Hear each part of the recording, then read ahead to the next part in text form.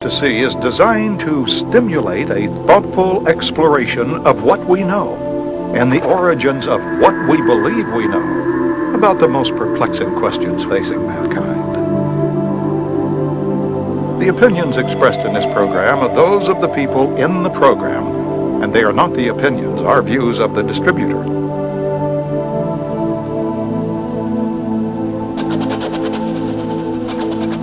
This program is offered in the interest of promoting an open discussion that may lead us to truth.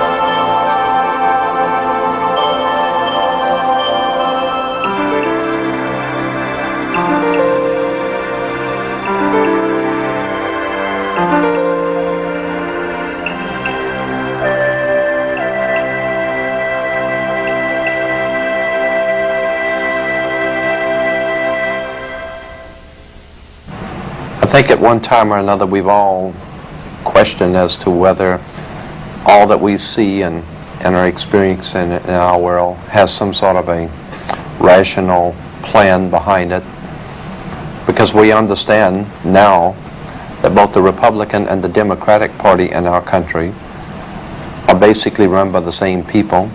The same money finances both sides. We now know, of course, through the work of many historians who have spent their life working on research to show us that both sides of world conflicts have always been financed by the same people. And as I've said before, there seems to be a method to the madness going on in the world. We know, of course, that we cannot depend on our leaders. Our leaders are misleaders. There is a science that they're following. They have their own agenda, and it doesn't include you. Conflicts require money and cooperation. World conflicts require world banks, International Monetary Fund. Professional groups all have fraternal orders. Doctors, attorneys, etc. have their own specific fraternal orders. In the banking world, it is the same way. They have a fraternal order. In politics, there is a fraternal order. However, we're not supposed to know anything about that because that's not our business. That fraternal order in politics and banking has been known for many years by those in the inside. It has been referred to by different names, in different times, in different countries. The best overall name that we can give to this fraternal order, which is running our country, politics, monetary, is Freemasonry.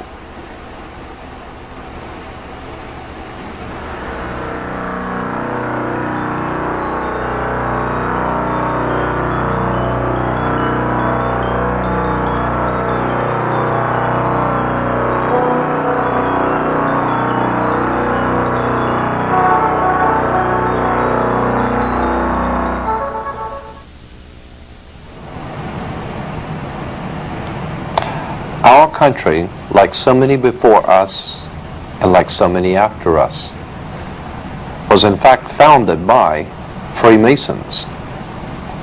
Freemasonry has played a part in almost every government ever founded in this world. It is in operation today throughout the world. We want to establish first that what we're not talking about is Blue Masonry or the Masonic lodges in your hometown. We're not talking about the Freemasons that live across the street from you. We're talking about a worldwide fraternal organization that is powerful enough, old enough, and wise enough to operate behind all governments in the world, behind fraternal institutions, monetary systems in the world, and yes, they are in fact connected. For instance, the idea that our country was founded by so many Freemasons and Rosicrucians, among others, We ask ourselves, why do we fold the American flag in a triangle? And what does the pyramid or the triangle have to do with the American system of government on our dollar bill? If we remember that our Constitution was signed in Philadelphia, Pennsylvania is referred to as the Keystone State. The reason why Pennsylvania is the Keystone State, because the Freemasons that founded this country were members of the Scottish Rite, and in that Scottish Rite there is the Royal Arch degree. The Royal Arch degree, and of course the Royal Arch, if you do not know, was originally because of the sun coming over the horizon in the morning made the Royal Arch. The Royal Arch degree of Freemasons has been continually and ever busy throughout the world with their Freemasonic endeavors. The United States, as I said, founded in its Constitution in Philadelphia. Pennsylvania becoming the keystone of a Royal Arch. There is much concerning this this material that we need to look at. Who are the Freemasons? Why are there emblems and symbols throughout the world on flags and emblems and symbols throughout the world on all sides of conflicts? We might ask ourselves about the Red Cross. The International Red Cross is a Masonic organization.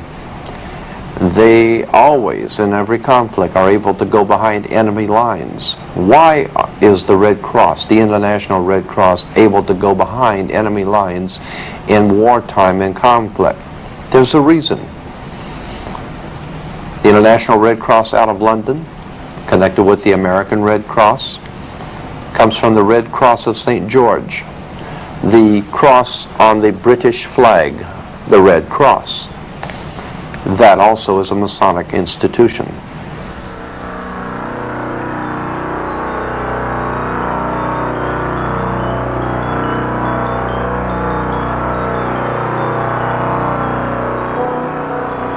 You might want to ask yourself some very important questions about this point. For instance, why is Hollywood continually bombarding our country and this world with trash movies which betray violence, rape, crime of every kind, bloodshed? Why does Hollywood continue to pump out motion pictures depicting murder and violence and bloodshed, then turning around and saying that movies and tapes don't have any influence on young people's minds or on people's minds, when the obvious is true, that all tapes and movies influence people's minds? Ask yourself why. What is the purpose for portraying so much violence and horror and gory bloodshed in motion pictures? There's a reason for it. You better think about it. Ask yourself also about the biological warfare going on in the world today. AIDS coming from out of nowhere into the homosexual community. What are homosexuals doing today that they didn't do 6,000 years ago? And why is it we all of a sudden in 1980s have AIDS? Is there any connection between AIDS and the Legionnaire's disease and biological experimentation going on with the CIA, the USIA, the NSA, and all the other government agencies that you don't know anything about?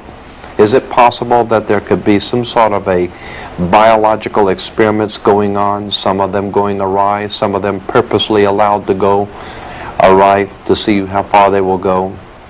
Is there any kind of a rhyme or reason for the things that are happening today? Keep in mind, too, that what your government pays for, it gets. If you are paid to do something for the government, they will extract from you exactly what they have paid for. When we understand that, Then we look at universities and schools, government-financed institutions of education, and see the kind of students and the kind of education that's being turned out by these government-financed schools.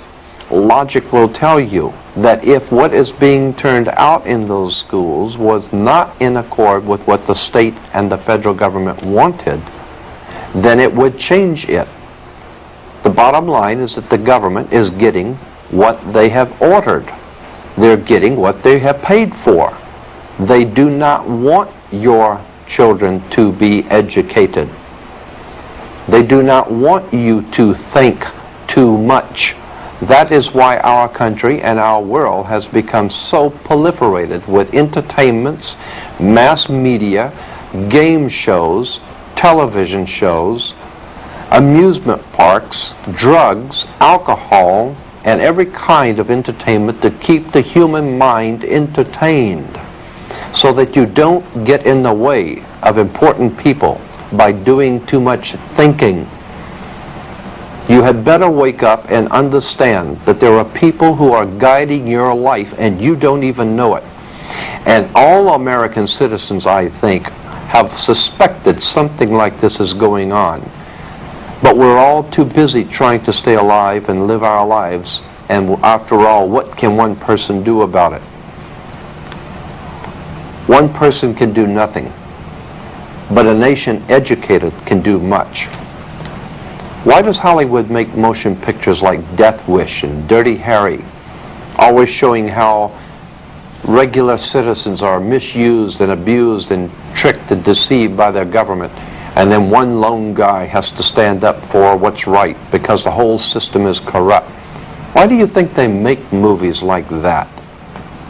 Is there a message in that? I'll tell you why. It's very simple. First of all, these conspirators, these people, make the movies showing you what the problem is. Then they make the movies to show you what the solution is. They know that you are frustrated. They know that the people of America are frustrated because there is no law and order. But that's purposely designed. We're not supposed to have law and order yet. We're supposed to have crime and the immorality and the drugs and the murder and all the other things that we are besieged by. We're supposed to have that. If the government did not want it, it would not be here. Believe me. This is the most powerful government the world has ever known. They have the ability to get a hold on Adolf Hitler. 50 years ago, he had a standing army, the greatest navy, air force, military, secret underworld organizations operating throughout the world. But this government got a hold on Adolf Hitler because it chose to and it wanted to. And if you do not pay your income taxes, they will find you if you go to the Amazon jungle, and they will make an example of you. They will find you and they will deal with you, and you know it. But for some reason they're unable to get a handle on drugs and the crime in the streets for some reason. There is a reason, and that's what we want to talk about. There is a method to the madness. You might also want to ask yourself why it is back in the early 70s, while no one was looking, NATO, the North American Atlantic Treaty Organization, changed its fatigue colors from the dark greens and dark browns, the fatigue colors or the camouflage colors, to light tan. Throughout the Western world, the colors were changed for the military from dark greens to light tan. Why? Because this government, along with its NATO allies, realized that there would be a war in an area where they would need camouflage, which would be light tan. So quietly, they changed that. They changed the color, and you didn't know anything about it. You want to ask yourself, too, where did Adolf Hitler and the communist government today get their money? Who financed Stalin? Who financed Lenin, Trotsky? Who financed the communist revolution? You might want to ask yourself, what part did American Wall Street play? The international bankers in New York, in Switzerland, in London, what part do they play in financing people like Hitler, like the communist movement, and God knows what else they're financing throughout the world? Why is it that drugs are brought into this country daily and we're not able to do anything about it? We're not able to do anything about the aliens pouring in across the border. I am here to tell you why. It is very simple. The government gets what it wants. There is a method to the madness, as we said, and we're going to explain that to you. Before we get into the older European history of Freemasonry, let's look at our own backyard. Is this a scene from Mississippi Burning, or is this a picture of 1930s Ku Klux Klan meeting? Who are the men hiding behind the hoods, and why do they venerate the owl? Simple, the owl symbolizes wisdom because it sees things in the dark. No, this is not the Ku Klux Klan or Mississippi Burning. This is your constitutional government burning. Let's remove the hoods and see who came to the party.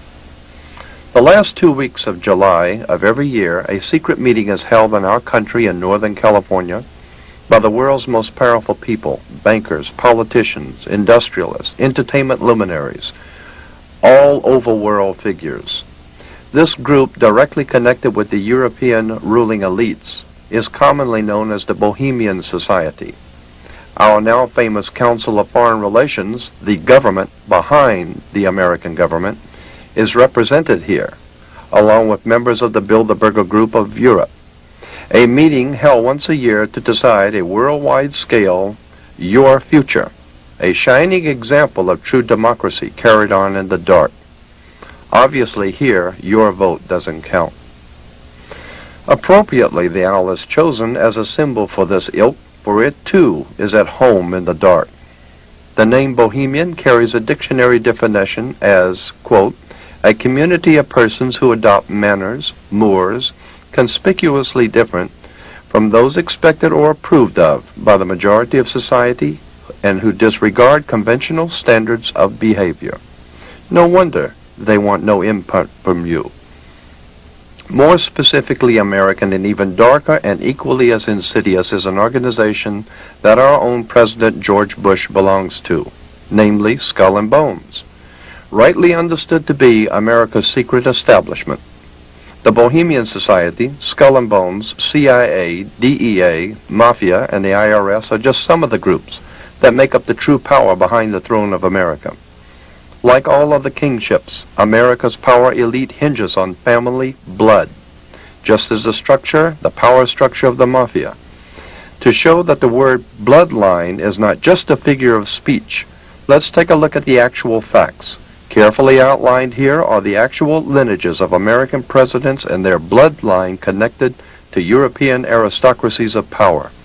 Starting from Edward II and III of England, 28 out of our 42 presidents were connected by blood, including President Bush and Vice President Quayle, who are also in fact related to each other. Most of the 14 not connected by blood were connected by fraternal orders used by the bloodlines, with only a few exceptions, notably in disruption, the Kennedys, seeking to disrupt this dynasty of power in America.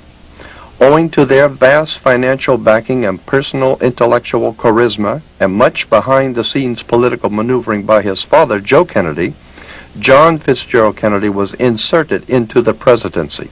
The idea being to disrupt the status quo by establishing a Kennedy Roman Catholic dynasty, and thereby serving notice on the Freemasonic powers of this world of their unwillingness to cooperate and play by the unwritten rules. Justifiably feeling threatened, the established bloodlines of power in America removed the Kennedy threat. Official police records show that the John Kennedy assassination was closely preceded by and followed by as many as 100 assassinations, all of which were closely connected with the Kennedy family's rise to power. In our discussion of secret societies, Freemasonry, and occult orders in general, we want to talk about one that might be familiar to you, or perhaps you've heard about. It's called the Illuminati. We don't intend to spend a whole lot of time on the Illuminati, but just enough to familiarize yourself if you've never heard of the organization. It was founded in 1776 in the south of Germany by a man named Adam Weishaupt. He formulated his plans in relation to the House of Rothschild in England, Germany, France, Italy. The Rothschild banking dynasty behind the governments of Europe hired Adam Weishaupt to formulate a plan for the world at that time to accomplish certain goals for those in power. That plan came to be known as the Illuminati plan. Now, you can find most of this material in any library, any encyclopedia, under the word Illuminati, which comes from obviously the word illumine, to be enlightened, to be in the light. But there's a very important book that I'd like to bring to your attention called Fire in the Minds of Men. It's on the origins of the revolutionary faith. Fire in the Minds of Men, written by James Billington, is a profoundly important book in understanding the revolutionary and radical movements of the world today and how they got here and who finances them and what they're really all about. I'd like to read to you a couple of paragraphs of importance, I think, in dealing with the occult origins of the organizational arrangements, how the occult organizations throughout the world, secret societies, are organized. In it, on page 87, he says, "The story of the secret societies can never be fully reconstructed, and it has been badly neglected, even avoided, one suspects, because of the evidence that is available repeatedly leads us into territory equally uncongenial to modern historians in the East and the West. In what follows, I shall attempt to show that the modern revolutionary tradition as it came to be internationalized under Napoleon, the Restoration, grew out of occult Freemasonry. That the early organizational ideas originated more from Pythagorean mysticism than from practical experience, and that the real innovators were not so much the political activists as literary intellectuals, on whom German Romantic thought in general and the Bavarian Illuminati in particular exerted great influence." Here he was talking about the organization of the Bavarian Illuminati. You can't discuss the Illuminati without understanding the Jesuit order of the Catholic Church, because Adam Weishaupt himself, the founder of the Illuminati, was in fact a Jesuit priest. He was not just an ordinary Jesuit priest, though. In Bavaria, he continued to support revolutionary radical thinking against the church and has given to the world what has come to be known as the revolutionary tradition. In May 1st, 1776 is when Adam Weishaupt founded this order, and that's why, of course, in Soviet Union and other communist countries, that May 1st is considered to be the important day to all communist revolutionaries, because Adam Weishaupt founded the Illuminati on May 1st. This you will find, as I said, in any encyclopedia. The bait that was laid by Adam Weishaupt for control of peoples was a very old and tried project. It was called democracy, a people's democracy. Adam Weishaupt, like many others before him, understood that democracy has never worked, is not working now, and never will work. Basically because of the reason that people, while they could be and are the power of any government, the people are always the power of a government. And that on the surface, democracy seems to be the best of all possible worlds. Democracy is a very bad form of government because the people can be misled. Because democracy means, it comes from the word demos, meaning mob. A mob in the street is a demos. Demosocracy, ocracy meaning rule. Demosocracy or democracy means mob rule. You might say that true democracy is like 35 whites hanging one black. That's democracy, the rule of the mob. Now when we put it into more Americanized political terms, it's the rule of the people. And while that may sound good in print, the founders of democracy in our modern day form realized that the people can be manipulated into accepting whatever they want the people to accept. Let's go on with this subject of the Illuminati and its symbols. You will find the symbol of this secret society on the back of a $1 bill. On the back of the dollar bill, on the left-hand side, you will see the pyramid with an all-seeing eye, the eye of Horus, the Egyptian god of light, the Egyptian god, God's son. And you will see beneath the pyramid 1776 spelled out in Roman numerals, and the words Anokopias over the top of the pyramid. Anokopias is translated to mean our enterprise. Anut, our enterprise. Kopias is translated to mean has been crowned with success or is crowned with success. Therefore, Anokopias is our enterprise is now a success. And then to find out what enterprise that was a success, as on the bottom of the pyramid, Novus Ordo Seclorium, the new order of the world, the new world order. Well, if we remember that Germany was the home of the concept of the new world order, Adolf Hitler, his entire motivation was to establish a new world order. But in order to establish a new world order, you had to destroy the old world order. And that is exactly what Hitler set out to do, destroy all of the old aristocracy, power bases in Europe, and set up a new world order. Which brings me now to the Masonic lodges in south of Germany and their connections with the French Revolution. And there is tremendous amount of information on that subject, and we're not going to go into it today. Suffice it to say that there was a tremendous amount of Freemasonic activity in the French Revolution, in the Mexican Revolution, in the American Revolution, and on all other revolutions going on throughout the world.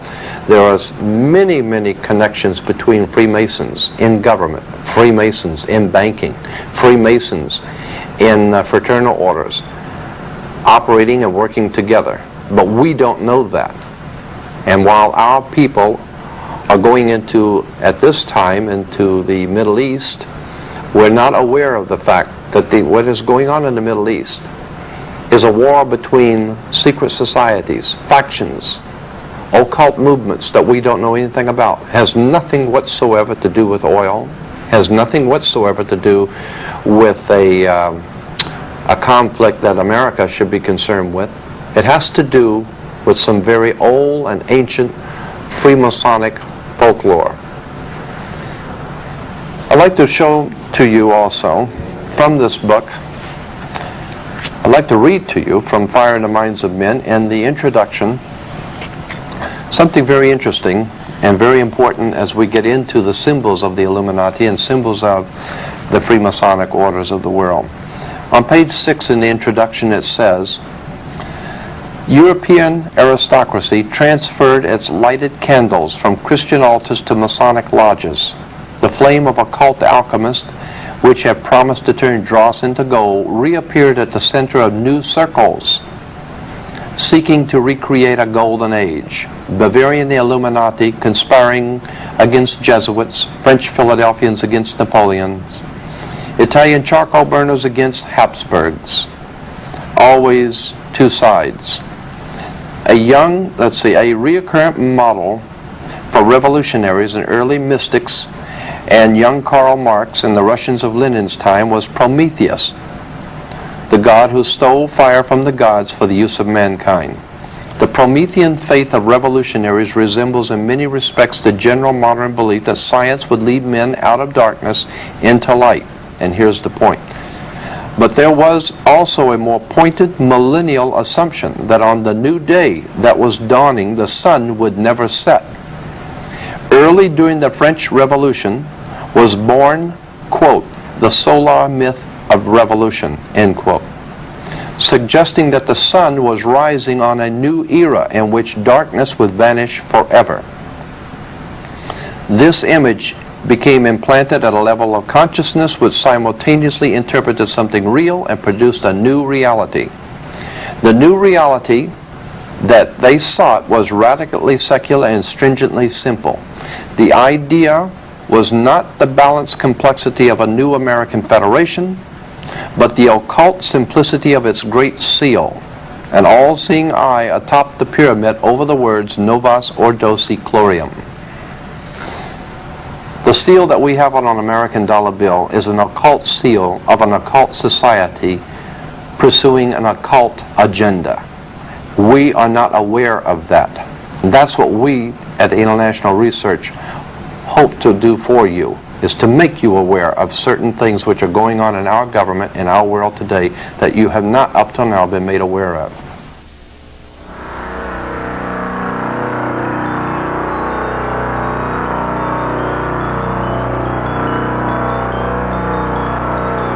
It is not our purpose to spend too much time on this particular order of Freemasonry, the Illuminati, but we want to spend enough time so that you understand how it worked, what its purposes were, and how it affects us today.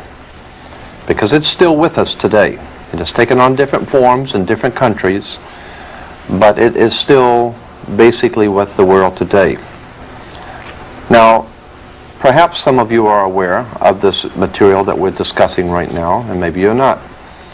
But to show that this is not just our understanding of things, we have gone back to records in the past as far back as the founding of the United States, and comments made by George Washington, which we're going to read in a few moments. Here is an article from the grand jury of the state of Pennsylvania, published in 1800s, dealing with Freemasonry and the Illuminati and the problems that they were confronting in the state of Pennsylvania. As we said, George Washington mentioned the Illuminati, and I mentioned the Illuminati a few moments ago in relation to the democratic societies that were being founded in the United States. The Democratic Party today is an outgrowth of what we call the democratic societies of Europe. The democratic societies, while on the surface sounds good, but when one looks further into what democracy means and how it actually works, democracy does not seem to work too well. And there's a reason. Let me read to you from a California State Senate first. 11th report, State Investigating Committee on Education, published in 1953 by the California State Senate, and it talks about the Illuminati. You can get a copy of this from the International Research if you wish. In dealing with the subject of communism, secret societies of communism, in 1953, on page 168, I'm going to do a little reading, but it's very important. I think it's important that you should hear this. On 168, the California State Senate goes on to say, since many intelligent persons, even in high official positions, do not appear to have acquainted themselves with the real nature and seriousness of communism, it is perhaps appropriate to give briefly some really informative, authentic data concerning it. Communism and Russia are by no means synonymous. Russia merely occupies the unfortunate position of being communism's first victim. Communism is synonymous with world revolution and seeks the destruction of all nations, abolition of patriotism, religion, marriage, family, private property, and all political civil liberties, and the establishment of a worldwide dictatorship of the so-called proletariat, which is in fact an autocratic, self-constituted dictatorship by a small group of self-perpetuating revolutionaries. Over on page 169, the document goes on to say, so-called modern communism is apparently the same hypocritical and deadly world conspiracy to destroy civilization that was founded by the secret order of the Illuminati in Bavaria in May 1st, 1776, and that raised its hoary head here in our colonies at critical periods before the adoption of our federal Constitution. The world revolution conspiracy appears to have been so well organized and ever continuing to be ever on the alert to take advantage of every opportunity presenting itself or that the conspirators could create. It is significant in this connection that as early as 1783, when unsettled conditions and dissatisfaction in some quarters had arisen in the American colonies, subversive anonymous sermons were circulated among the colonial army to incite dissatisfaction and rebellion. George Washington immediately called the army together and in addressing them used this significant language. This is taken from page 86, volume 4 of Marshall's Life on Washington, remembering that this is 1783, George Washington addressing the army. Says this, "My God, what can this writer have in view by recommending such measures? Can he be a friend to the army? Can he be a friend to this country?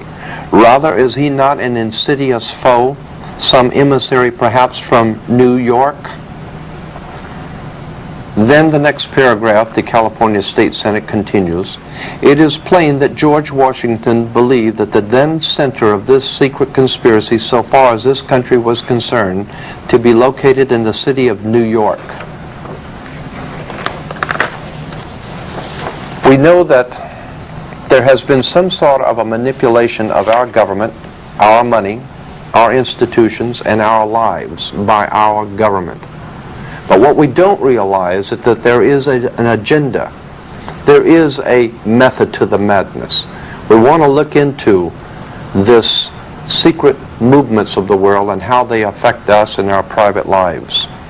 And we may not think they affect us on a private level, but they do. They affect your children in school. They affect what your children learn. They affect what you learn from nightly television. There have been many movies discussing this publicly. Even George Washington, in his personal letters, mentioned the Illuminati and Freemasonry. George Washington himself was a Freemason. In response to a letter sent to George Washington in 1798, warning him about a Masonic movement operating in America, and this particular Masonic movement are referred to as the Illuminati, George Washington responded in a letter to the person saying that I have the favor of the 17th instant before me, and my only motive to trouble you with the receipt of this letter is to explain and correct a mistake which I perceive in a hurry I'm obliged often to write letters I have led you into. It was not my intention to doubt that the doctrines of the Illuminati, the principles of Jacobinism, had not spread to the United States. On the contrary, no one is more truly satisfied of that fact than I am. The idea that I meant to convey, that I did not believe that the lodges of Freemasonry in this country as societies have endeavored to promulgate the diabolical tenets of the first or the pernicious principles of the latter, if they are susceptible to separation, but that individuals of them may have done it, or that the founder or instrument founded, or the instrument employed to found the democratic societies in the United States may have had these objects in mind and actually had the separation of the people from their government in view is too evident to be questioned. What George Washington was saying was that the mere fact that someone had charged that the Illuminati was operating in America, George Washington said, on the contrary, no one is more truly satisfied of that fact than I am. And then he proceeded to say that he did not believe that all Freemasons were involved in this plot, but that the founders of the Democratic Society in America, or the Democratic Party, as we call it today, in America, had the object in mind of the Illuminati's projects, and had actually, the Democratic Party, George Washington said, actually had the separation of the people from their government in view. It is too evident to be questioned. That may explain why today that in a democratic country like America, the people make certain demands on the government and the government doesn't respond. The people want this, the government doesn't respond. The people demand that, the government doesn't respond. Because the whole concept of the democratic process in America was purposely to divide the people from their government, so that the people could be out here working, taking care of their lives, feeding their children, and sending their politicians to Washington to look out for them. When they got there, they were already members of certain fraternal organizations, and all government was already taken care of, so that the people have nothing to say about anything. And that's the point we're trying to make, that when you send politicians to Washington, D.C., they might just as well stay home, because the rhyme and reason of government has already been decided by secret societies and fraternal orders that you don't know anything about. In our discussion of the Illuminati, we want to also, when talking about the dollar bill and the symbol on the back of the dollar bill, let me read to you from the congressional report published by the Congress of the United States, a congressional report, which we will be happy to provide you with if you'd like a copy. Talks about steps toward a British Union, a world state, and international strife. International strife is very much concerned with a world state and British Union. As we brought out before, Britain is referred to as God's kingdom, the United Kingdom. International strife, which is happening throughout the world, is part and parcel of preparing the world for God's United Kingdom. And America is playing its part. That, incidentally, as I think I mentioned before, provides the basis for racism in the world today. God's kingdom, of course, coming through Britain and America.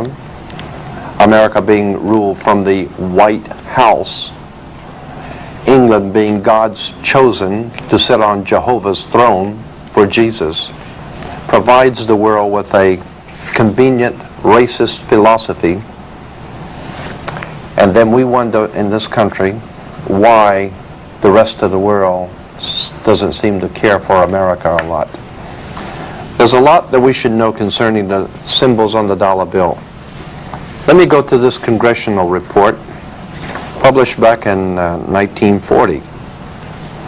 It says on page 13, "Let me call your attention to the fact that on the reverse of the Great Seal of the United States, which appears on our dollar bills, you will find the exact symbol of the British Israel World Federation. This symbol is also carried on literature of other organizations promoting a world government and a world religion. At the bottom of the circle surrounding the pyramid, you will find the wording Novus Ordo Seclorum.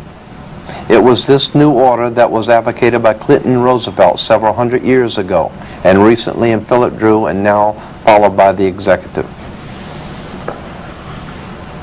We understand that this whole concept of a new world order is a revolutionary idea developed out of occult Freemasonry. I want to go back to the introduction of Fire in the Minds of Men and lay the foundation for something that I think you're going to find very interesting.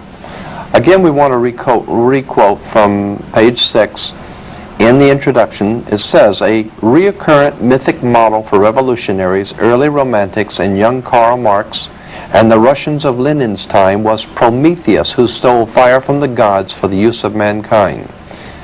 The Promethean faith of revolutionaries resembles in many respects the general modern belief that science would lead men out of darkness into light. It's interesting that in New York City, in Rockefeller Plaza, at the very entrance to Rockefeller Plaza is an enormous statue of Prometheus.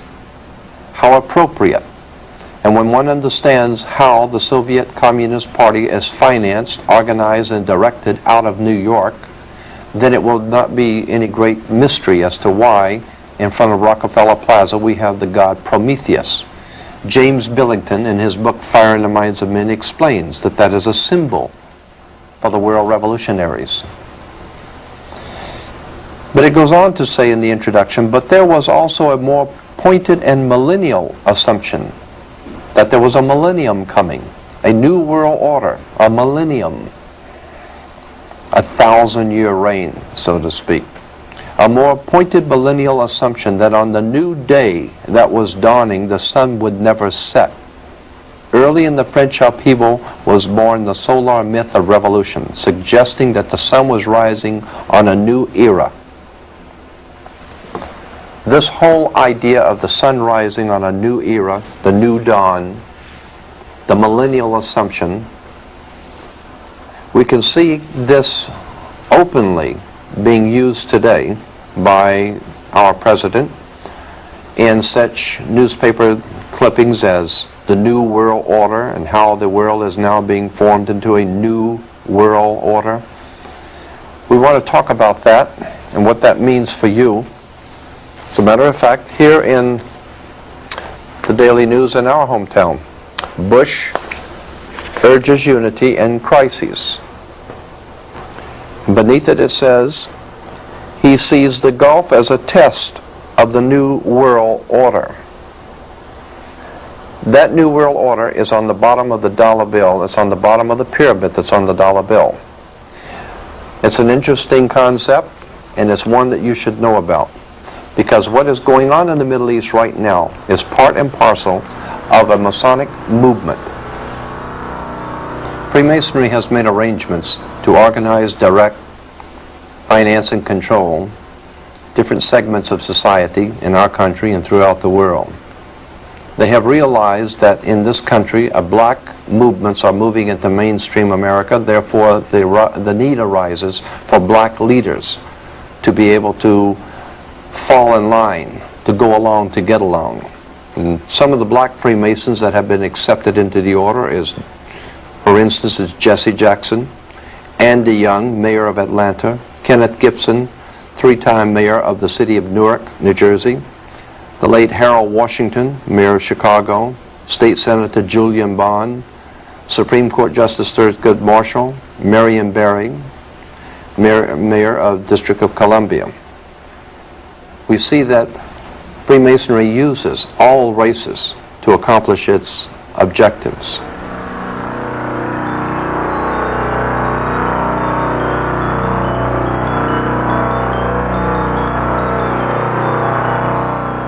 In Freemasonry in Europe, the groups were called circles, and you had your circle of friends. There were 5 circles of friends, America being one of them. Italy, France, Germany, England, and America. The 5 circles of friends. They were called in the European Freemasonry the Olympiads, so that today the Olympiad organization symbol is 5 circles, the 5 Masonic circles of friends. Of course, the Audi has only 4 circles because America is not included in that project. These circles were, of course, the circle of friends in the Masonic League. The other symbols in Freemasonry, the torch, of course, the Olympic torch is the torch of Prometheus, the god who stole fire for the service of man. And as we said in New York, in front of Rockefeller Plaza, you'll see the statue of Prometheus. In his hand is a flame, the torch, the fire of revolution. The dime, of course, on the Mercury head dime, in the back of the dime, you'll find the torch of illumination. It's still there today. The modern American dime has the torch of illumination. The Statue of Liberty has the torch. Of course, in all universities and colleges, we find in their symbols and emblems of universities have torches standing for illumination of the Illuminati. As a matter of fact, when you are a graduate from a university, you become an alumni, which is taken from, obviously, Illuminati. You become an Illuminati. You become illuminated when you go to a university. Let's see, the torch is also used in Amoco oil, the B'nai B'rith, Crises magazine for blacks. It is found many, many places. Chevrolet, just this year, in its Saturn division of General Motors, is putting out its aluminum car, not aluminum, but Illumin car from the Illuminati. Of course, when you go to college and university, or even graduate from high school, you come out with as we said, a black robe, which is black for Saturn, the god of Hebrews, and the square mortarboard. The square mortarboard is, of course, Freemasons use mortarboards for their plaster. So that's why you wear a square mortarboard when you become an alumni. It all has to do with Freemasonry. It all has to do with the control of education in this country, the control of our religious thinking, our minds, our government, our money, our lives. Everything from your corner drugstore is influenced by Freemasonry, secret societies, occult orders, and politics of the scientific kind. Our founding fathers would probably turn over in their grave if they saw what happened to us and how we've been deflected from our purpose and our mission in the world to become nothing but pawns in a game. Even the Liberty Bell, the symbol of liberty, an equal Liberty Bell, identical with the same crack, is found in Moscow. It's a very famous Liberty Bell of Moscow with the same crack. It becomes known as a symbol, the symbol of the Brotherhood of the Bell. Bel being B-E-L, the ancient god in the Mesopotamian Valley, being the one that we call Beelzebub or Belteshazzar or Yahweh. There are too many symbols, too many things going on in our world that we're just not aware of in this busy time in which we live, that it's time that we took time to look around us, see the emblems of power, see the emblems and seals of our government. Look at the dollar bill instead of trying to earn one. Just look at one for a change. Look on the front at the Masonic emblems on it. Look at the back, the Masonic emblems there. Ask yourself why it is that our country operates the way it does. And is there a rhyme and reason to the way things happen? When you understand that General Motors, Ford Motor Company, and all other corporations in the world have an agenda, they don't just wake up every morning and decide what they're going to do. Large, very large international corporations have to make plans for tomorrow, for next week, for next year. When you have hundreds of thousands of people on a payroll, you can't afford to wait till the last minute to decide what you're going to do. The ship of state is far too large to turn around just overnight. It's like a giant ocean liner. The ship of state is a very large vessel. You have to make plans for it. You have to direct the people. You have to concentrate your power. You have to concentrate the people's attention on certain things in order to get them to go in the direction that you want them to. We are a very large and powerful people in America. So our masters have to direct our thinking for us and prepare us in advance for their plans, for their hidden agendas. And of course, like docile sheep, we just go along to get along because we don't know any more about it than what we see on television. There's about time that we look into this world that we live in and examine who we are, why we're doing what we're doing, and where we're going. That's the purpose for what we're trying to do. As we said before, we're not trying to explain in detail everything because we can't. But we're trying to make you aware that there is an enormous world of material out there that you should be concerned with and know about, and it's our purpose to provide you with that material. you will find that the many things that we have collected on the secret societies, our government, governments of the world, Freemasonry, are just fascinating. When we remember that Abraham Lincoln was the first president to break all diplomatic ties with the Vatican in the 1860s, diplomatic ties continued broken with the United States until the coming of President Ronald Reagan. He reestablished full diplomatic ties with the Vatican, the first president since Lincoln to do so. His next official act was to travel to Europe at least 3 times to meet in private with the Pope. We were not told what was discussed. Later, the Pope is a host to other summit meetings. And then, of course, Ronald Reagan leaves the United States to go to Europe to visit the war dead, we are told, and he ends up at Pittsburgh Cemetery, the burial spot for the Nazi SS officers. We have to wonder what was going on. Did Ronald Reagan not know that he was going to a Nazi burial spot? Well, of course he did. He's not a fool. And there are no such a thing as mistakes made by presidents. That is a cover-up. When we see things happening on the world scene and we say, well, the president made a mistake and the government made a mistake, you have to know that in a government the size of the one that governs the United States, they don't make mistakes. They're well-calculated moves. They know what they're doing. They have an agenda. They have an idea, a purpose. So they don't make mistakes. Ronald Reagan's going to Pittsburgh was purposely done. It signals something to secret societies.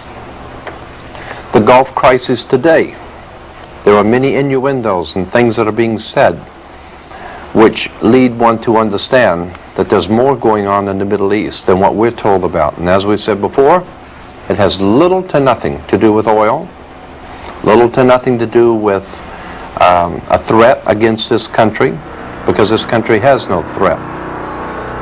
We have some interesting titles, some very interesting book showing Freemasonry, the Order of Malta with the Pope, Rome, the double-headed eagle, England, Freemasonic symbols, all Freemasonic in relation to Christianity, or should I say Jehovah's Witnesses' brand of Christianity. We have such books as Christian by Degrees, Masonic Religion Revealed in the Light of the Faith in Jehovah, Testament for a New World, given to us being the 7 books containing essential spiritual wisdom, given to us by the Knights Templars. The table of contents reveals the Book of Jehovah and the Book of Jehovah's Kingdom on Earth, Jehovah's Kingdom on Earth with the Knights Templar emblem. We see that Jehovah's Kingdom on Earth is nothing more than a Masonic kingdom, like the British United Kingdom.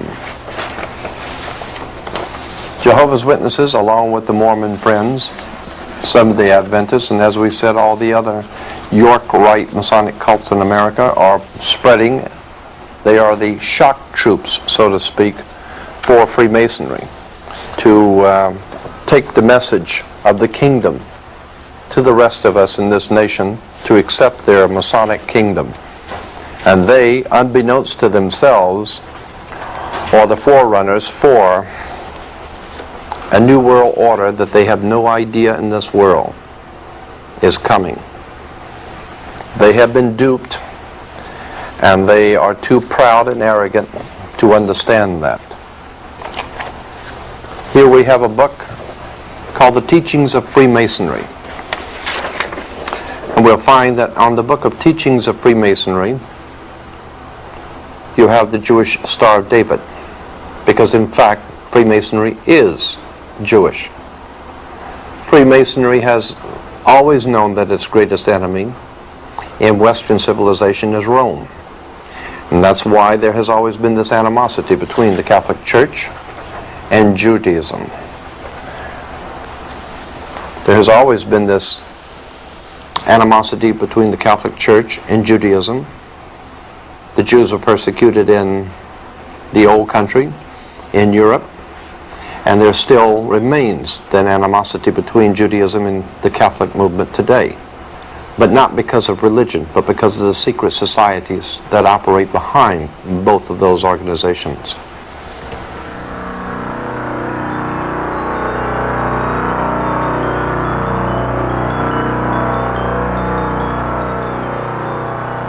You might be interested to know also that the Pope's headdress, the papal headdress, goes back to an ancient Jewish headdress. And of course, the Pope wears the yarmulke, and so does the cardinals wear the yarmulke. But in particular, the Pope's headdress is shown here as Freemasonic. This is from a Freemasonic research book, a volume on Freemasonry and the garb of Freemasons. And here we had one Freemason with the Jewish breastplate and the papal headdress. We have other Masonic garb showing that when we see the Pope and we see the priest, we see religious movements throughout the world, their garb, it's all Freemasonry. I think those among us that are concerned with the race issue throughout the world might be interested to know that here's another Freemasonic Brotherhood of Power, an expose of the secret Africana Brotherhood, Brotherhood, Freemasonry. So when we see what's happening in South Africa, it is no great wonder that South Africa's greatest friend is Israel. There is a famous song from the 1960s entitled, "Does Anyone Know What Time It Is?" We respectfully submit that it is time to wake up to the most serious problem that we face as a free society. Speaking of time, the new edition of the magazine tells us that it's high time, like the owl, to see things that have been kept in the dark. This will not be difficult because the truth has been hiding in plain view all along. In the Congress resides the American symbols of power, known in the dictionary as the fasci. The fasci itself is nothing more than an ancient symbol of an ancient priesthood from an ancient world. The axe, which explains why in the Second World War the powers of Hitler were called the Axis powers. The fasci was used by the priesthood of the axe in the ancient world, and by Adolf Hitler, by General Franco, Mussolini, and many other underworld fascist movements and mafia-style organizations, commonly understood to be called the Untouchables. As I said at the beginning, and as even Time magazine has obviously had to admit, our leaders are the best that money can buy. They've sold you out to a hidden agenda a long time ago.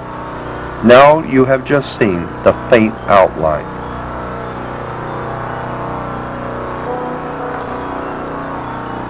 In the past tape, we have tried to at least enlighten your mind to a subject that has not been adequately dealt with.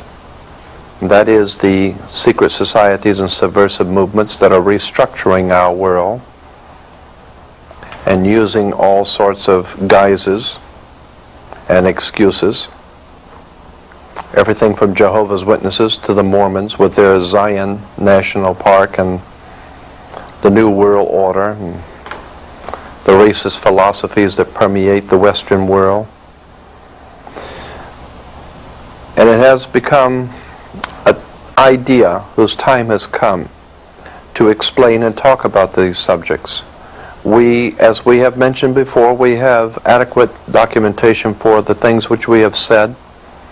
If you would like to inquire further for further information, it is obviously a subject that cannot be covered very well in just a few tapes.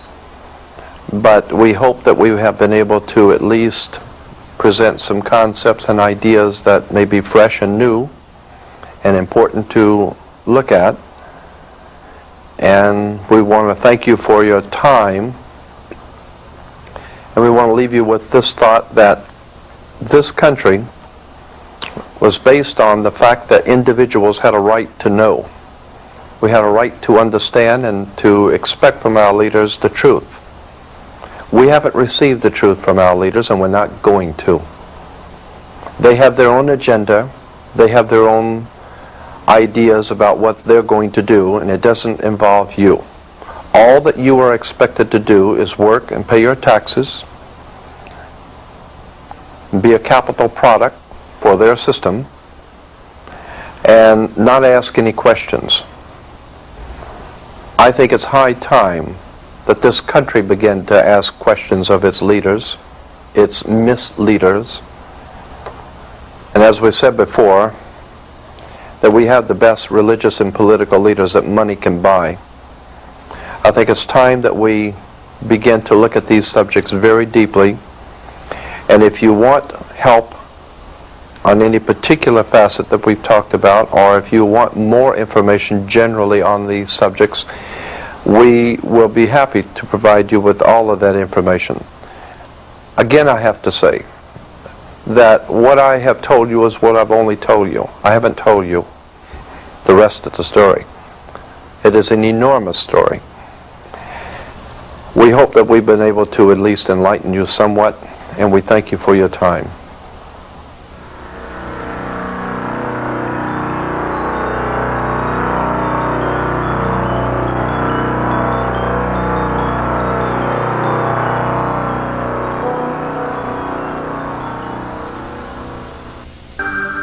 And now you can order this and many other fine tapes on the internet at www.lightworksav.com. That's lightworksav.com, as in Lightworks Audio and Video.